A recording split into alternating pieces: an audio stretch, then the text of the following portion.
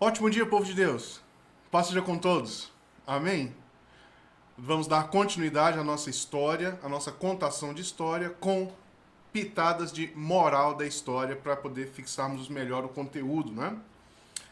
Gente, nós viemos até a reunião passada, até o domingo passado, nós chegamos ao reinado de Onri. E nós falamos que Onri é levado da terra e entra então o reinado de Acabe, o seu filho, desculpe, seu filho Acabe. Aí nós paramos por aí, não foi? Então, se inscreva no canal, ative o sininho, envie esse vídeo a outras pessoas e simbora. Pai, em nome de Jesus, eu te agradeço por tudo que o Senhor tem feito. Agradeço, Senhor, pela noite abençoada que o Senhor nos deu. Agradeço por esse dia abençoado que o Senhor tem nos dado até agora. Agradeço, Pai, porque o Senhor é tão zeloso, tão amoroso para conosco, que o Senhor deixa as coisas todas prontas para que possamos aprender e para que possamos ensinar. Pai Santo, em nome de Jesus eu te peço, abençoa, Senhor, o domingo de cada um dos irmãos. Abençoa, Senhor, o almoço, a tarde. Abençoa a nossa ceia à noite. Eu te peço em nome do Senhor Jesus. Pai Santo, eu reconheço e declaro total dependência do Senhor. Em nome de Jesus, eu te peço, Pai, que o Senhor abra a nossa mente, que o Senhor possa, em nome do teu Filho Jesus, fazer com que a tua palavra possa somar em nós, possa verdadeiramente funcionar nas nossas vidas. Que possamos, Pai, sermos pessoas que estão prontas a restaurarmos o Evangelho, a sermos coluna e baluartes da verdade. Em nome de Jesus, abençoa nosso estudo de agora. É o que nós pedimos. Amém. Então, irmãos, vamos lá. Nós vimos uma série de reis que agiram de modo errado, não é? Então agora nós temos o rei Acabe sobre Israel. E lembra que nós fizemos aquela divisão? Nós temos o povo de Israel e nós temos o povo de Judá. Então há um reino, o reino de Judá e o reino de Israel. Então, no nosso estudo anterior... desculpa, gente. No nosso estudo anterior, nós vimos que Salomão tem o seu filho Roboão e ele age mal. Então há a separação, onde Deus dá 10 tribos para Jeroboão de Israel, 10 tribos de Israel, e fica uma com Roboão, que é a tribo de Judá. Então nós fizemos uma contação de história, fazendo um paralelo entre esses dois reinos. E aqui nós estamos com o rei Acabe sobre as 10 tribos de Israel. Ele é rei sobre Israel.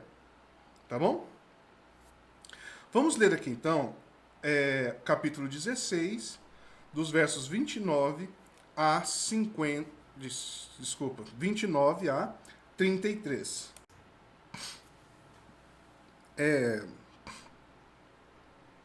Acabe, filho de Onri, começou a reinar sobre Israel no ano 38º de Asa, rei de Judá. Como nós falamos agora há pouco, né?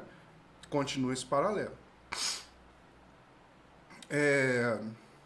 E reinou Acabe, filho de Onri, sobre Israel, em Samaria, 22 anos. Fez Acabe, filho de Onri, o que era mal perante o Senhor, mais do que todos os que foram antes dele. Como se fora coisa de somenos andar ele nos pecados de Jeroboão, filho de Nebate, tomou por mulher a Jezabel, filha de Etibal, rei dos Sidônios, e foi e serviu a Baal e o adorou. Levantou um altar a Baal na casa de Baal que edificaram em Samaria. Também Acabe fez um poste ídolo de maneira que cometeu mais abominações para irritar o Senhor, Deus de Israel, do que todos os reis de Israel que foram antes dele. Em seus dias, Hiel, o betelita, edificou a Jericó. Quando lhe lançou os fundamentos... Ah, tá. Aqui não é bem o que a gente precisa. Até o 33 já foi. Aqui já está falando sobre um homem que edificou a Jericó. Lembra que lá atrás Josué Josué anda em volta de Jericó até que as muralhas de Jericó caem. Nós já contamos toda essa história, gente. Que massa, né? Que bom. O muralha de Jericó cai com os irmãos tocando a trombeta e arrodeando a cidade. E Josué diz, olha, se alguém edificar a Jericó, esse alguém será maldito. E esse homem aqui decide fazer isso e dá muito ruim para ele, esse El. Então, irmãos, nós acabamos de ver aqui que esse rei Acabe, que está sobre Israel, ele acompanhou a linha de Jeroboão, e só que fez muito pior. Fez coisas mais erradas, coisas mais horríveis, e fez com que o povo de Israel pecasse ainda mais. Então aparece o nosso profeta Elias, no capítulo 17. Irmãos, aqui nós temos uma história assim tão importante. Uma história que é tema de grandes pregações, tema de louvores, de hinos que são cantados. Muito boa história e muito importante para nós. Então vamos lá. Elias então aparece e vai até o rei Acabe e fala, olha, rei Acabe, você agiu mal. E segundo a minha palavra, não vai chover, nem haverá orvalho pelos próximos 3 anos.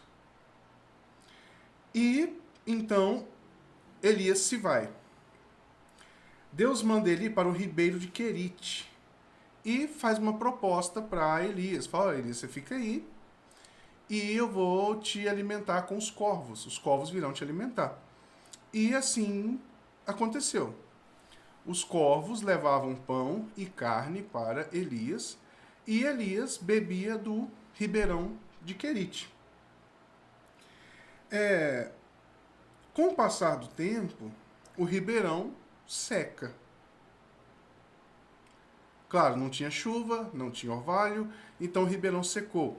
E Deus manda Elias ir se hospedar na casa de uma viúva. E ele vai para Terefate. Chegando lá, ele encontra essa viúva. Pede pão para essa viúva e essa viúva diz que... Primeiramente, ele pede água. Você pode me arranjar uma água? E ela, sim, posso arranjar uma água para o senhor. E quando ela vira as costas e sai, Elias diz, me traga pão também.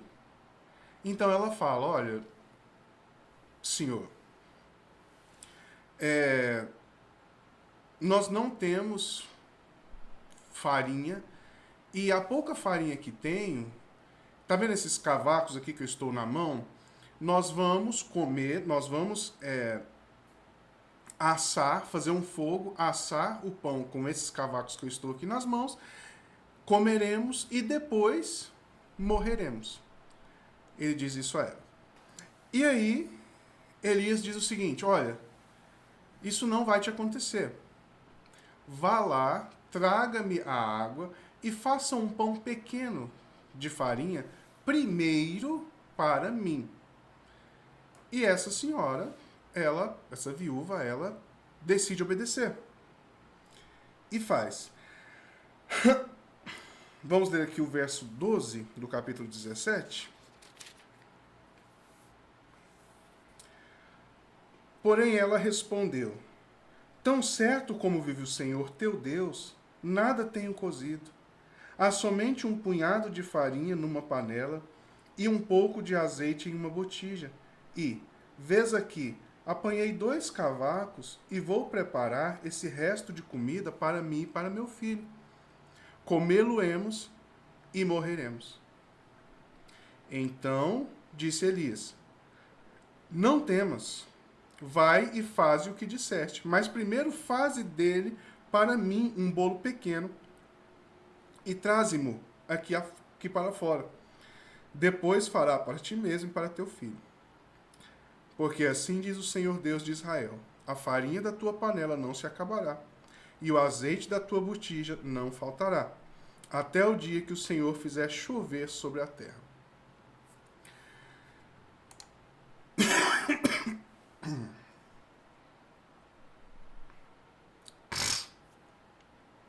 Maravilhoso, né, povo de Deus? Muito, muito bom. Certo. Assim as coisas se desenrolam, deu certo. E ela fica ali, Elias também, e vão comendo daquela farinha e daquele óleo que não se acaba, simples assim. Passado algum tempo, o filho da viúva adoece seriamente e chega a falecer. Então essa viúva fica muito chateada e fala com Elias. Fala: Elias, profeta, você veio à minha casa apenas para me fazer lembrar dos meus pecados e para eliminar meu filho? Então Elias, ele se compadece daquela situação e vai falar com Deus. Então ele pega esse menino no seu regaço, nos seus braços aqui, e leva para o seu quarto. Levando para o seu quarto, ele deita sobre o menino por 3 vezes e pede a Deus que devolva a alma desse menino.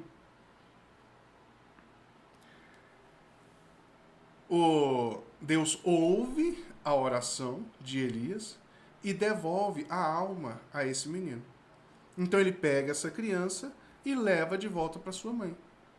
E aí essa viúva, né? E essa viúva diz: agora sim eu entendo, agora eu vejo realmente que tu és homem de Deus.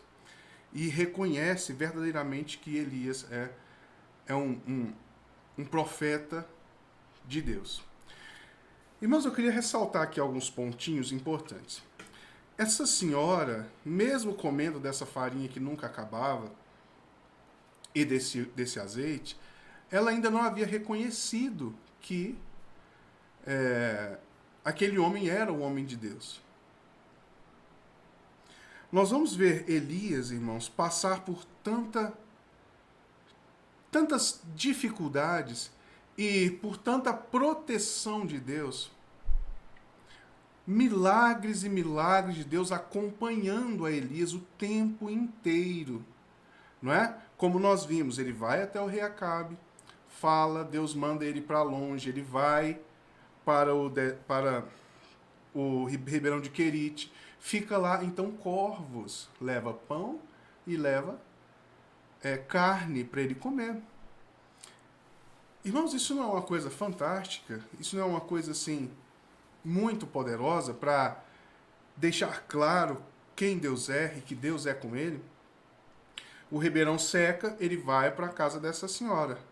Indo para a casa dessa senhora, ele declara algumas palavras vindas da parte de Deus e aquilo simplesmente acontece cabalmente, perfeitamente. Ele ora para essa criança que faleceu e essa criança é ressuscitada, tem a sua alma de volta em si. Por que eu estou ressaltando isso? Nós vamos ver algumas coisas que acontecem com Elias no desenrolar da história e que devemos ser cuidadosos, porque Deus nos abençoa tanto, Deus faz tanto por nós. E existem alguns momentos em que nós olhamos e pensamos que estamos sós, olhamos e entendemos que não está valendo a pena, desculpa, não está valendo a pena servir a Deus, que Deus nos abandonou e coisas desse tipo. Então, guardem esses milagres Guardem esses milagres na vida de Elias e na vida dessa viúva de Serepta. Vamos lá. Capítulo 18, vamos ler aqui dos versos 1 a 4. Muito tempo depois, veio a palavra do Senhor a Elias no 3º ano, dizendo: Vai, apresenta-te a Acabe, porque darei chuva sobre a terra.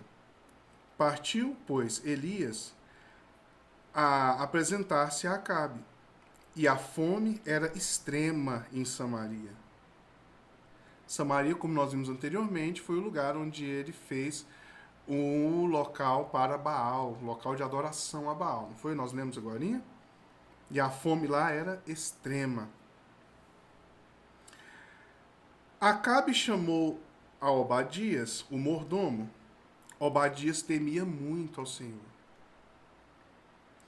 porque Jezabel exterminava os profetas do Senhor. Obadias tomou 100 profetas e de 50 em 50 os escondeu numa cova e os sustentou com pão e água. Então, nós estamos vendo aqui, guardem essa informação, por favor, que esse Obadias mantinha 100 profetas escondido em cavernas, alimentando-os com pão e água. Porque Jezabel exterminava os profetas, né? Então, guardada essa informação, colocou aí, beleza.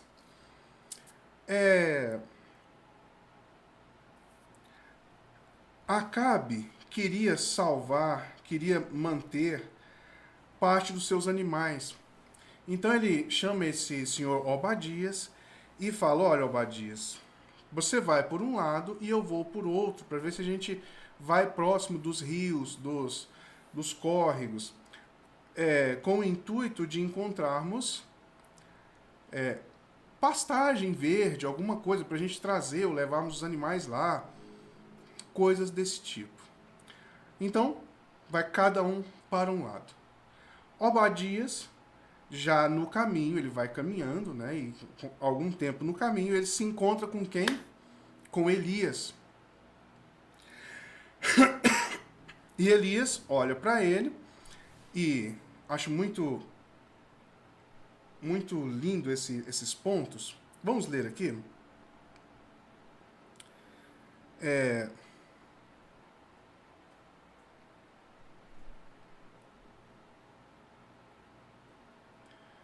o Senhor Deus, novo nação, rei. Tá, eu vou contar a história, senão a gente vai ficar lendo muito. Então Obadias imediatamente se prostra e fala com Elias: acaso é o Senhor, o meu senhor Elias e tal, né? Um reconhecimento de profeta. E Elias fala: sim, sou eu. Vá lá, Acabe, e diga que eu estou aqui e quero falar com ele. Então Obadias fala: Elias, meu senhor, eu temo muito tomar essa atitude, porque pode acontecer de que o Espírito de Deus, assim que eu sair daqui, tome o Senhor e leve o Senhor para outro lugar. E quando eu disser isso a Acabe, e se nós não nos encontrarmos, se o Senhor não encontrar com Acabe, e eu falar que o Senhor está aqui, obviamente ele irá me eliminar. Não tem jeito. Por quê? Não houve cidade, não houve reino, não houve currutela, não houve beira de rio, não houve lugar onde nós não procuramos o Senhor. Sabe, eles procuraram durante esses 3 anos, assim, reviraram Israel inteiro atrás de Elias e não encontraram. Então Obadias está temendo muito. Então, Elias diz o seguinte: não, assim como vive o Senhor, eu estarei aqui e eu me encontrarei com Acabe. Então Obadias vai... só um minutinho. Vamos ler aqui os versos 11, capítulo 18, versos 11 a 13. Agora tu dizes, vai, dize ao teu senhor, eis que aí está Elias. Aquilo que eu acabei de dizer, né? Poderá ser que, apartando-me eu de ti, o Espírito do Senhor te leve para onde não sei, e vindo eu dar as novas a Acabe, e não te achando ele, me matará. Eu, contudo, teu servo, temo ao Senhor desde a minha mocidade. Então aqui ele está conversando com Elias, não é? Então ele vai dizer uma outra coisa que eu gostaria que os irmãos guardassem na cabeça aí. Guardem, guardem mesmo. Acaso, Elias, não disseram a meu senhor o que eu fiz? Quando Jezabel matava os profetas do Senhor, como eu escondi 100 homens dos profetas do Senhor, de 50 em 50, numas covas, e os sustentei com pão e água? Então ele pergunta a Elias, ninguém falou para o Senhor que eu tenho feito isso, que eu fiz isso? Então, de fato, ele teme ao Senhor, é um homem de Deus. E guarda essa informaçãozinha aí, porque isso vai ser muito importante para nós no domingo que vem.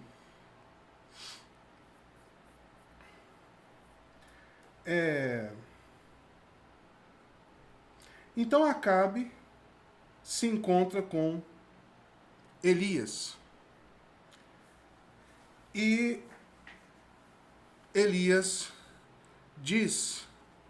Aliás, Acabe, né? Acabe o afronta. Vamos ler aqui os versos 18 a 21. Deixa eu ver se é isso mesmo. Acabe o confronta, dizendo: ah, está aqui o perturbador de Israel. Aqui tem outro ponto muito importante, gente.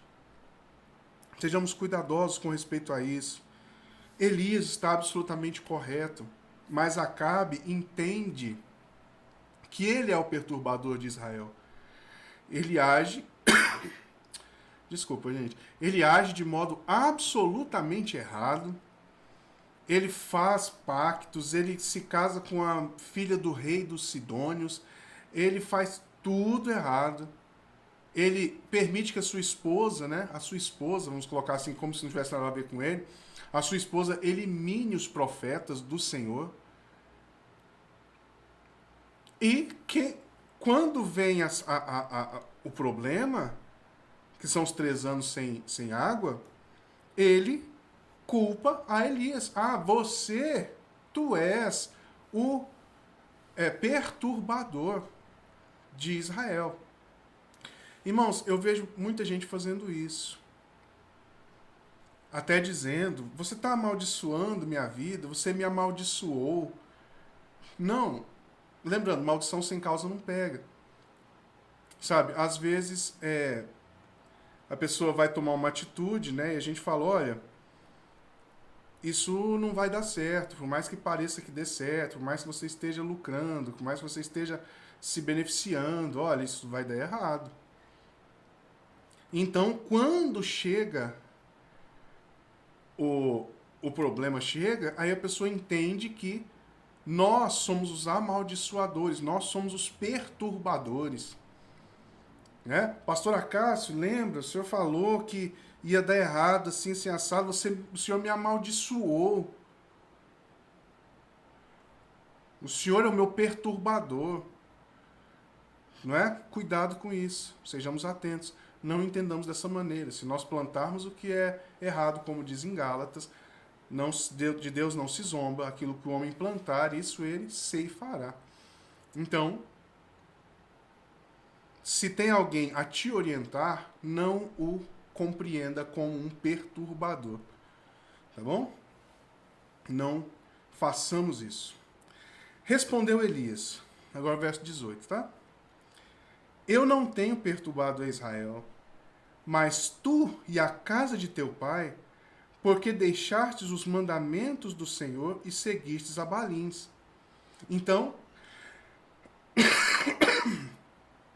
Elias deixa claro, a questão não sou eu, a questão é você. Você agiu mal. Verso 19. Agora, pois, manda ajuntar a mim todo o Israel no Monte Carmelo, como também os 450 profetas de Baal e os 400 profetas do porte ídolo que comem à mesa de Jezabel. Então aqui Elias manda convocar todo o povo, inclusivemente os 450 profetas de Baal, não é, em Samaria, e mais 400 profetas dos postes ídolos, que eles construíram em Samaria. Vamos ler. Então enviou Acabe mensageiros a todos os filhos de Israel, e ajuntando os profetas no Monte Carmelo. Então Elias se chegou a todo o povo e disse: Até quando cocheareis entre dois pensamentos? Se o Senhor é Deus, segue-o. Se é Baal, segue-o. Porém o povo nada lhes respondeu. Irmãos, mais uma coisa importante para nós, para a gente terminar. E a gente vai ver o resultado disso no domingo que vem. Nós estamos bem posicionados quanto ao que servimos, a como pensamos, o que queremos, a quem servimos verdadeiramente? O povo de Israel simplesmente agem de modo a não deixar claro isso. Quando as pessoas olham para nós, elas veem pessoas que ficam cocheando, que ficam mancando em um pensamento, em outro pensamento, um pensamento, outro pensamento, ou elas são assim esclarecidas, olha, esse irmão é de Deus, esse irmão faz as coisas em conformidade com a palavra de Deus. Os pensamentos dele são em conformidade com a palavra de Deus. O modo de agir dele é em conformidade com a palavra de Deus. Essa noite, irmãos, nós falaremos em nome de Jesus sobre o que rege o nosso pensamento. A quem pertence a faculdade mais alta da nossa alma? A nossa mente. A quem pertence a sua mente? Pertence a Deus? Pertence ao mundo? Pertence a outros deuses? Irmãos, em nome de Jesus, que essas histórias possam nos ensinar, que possamos crescer, que possamos verdadeiramente nos colocarmos aos pés do Senhor para aprendermos. Irmãos, estamos tão carentes disso. Oremos. Pai, muito obrigado pela Tua palavra. Muito obrigado, Pai, por esses detalhes que o Senhor nos revela, esses pontos, Pai, que o Senhor nos traz para que possamos ter esclarecimento mais e mais da Tua palavra. Esclarecimento de como nós devemos ver o mundo, como nós devemos caminhar em conformidade com o Senhor. Ó Senhor Jesus, muito obrigado. Pai Santo, abençoa o almoço de cada um. Abençoa, Senhor, a tarde.